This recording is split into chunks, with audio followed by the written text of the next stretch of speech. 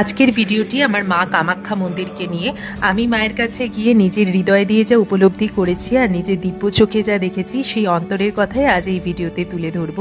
আমি মন্দিরে গিয়ে যা বুঝেছি, মা কিন্তু শুধু মনুষ্য জাতির মা না, মা সকল জীবের মা। তার জন্যই সকল জীবের কিন্তু আনাগোনা মায়ের এই মন্দিরে।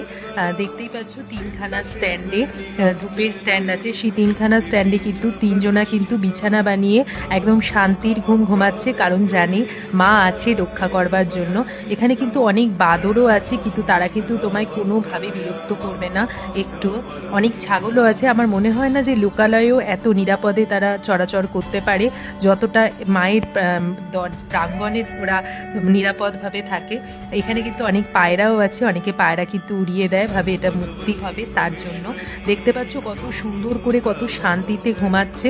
দেখে মনে হচ্ছে যেন সদ্যজাত শিশু মায়ের কোলে যেমন একদম নিরাপদের ঘুম নেয়, ঠিক সেই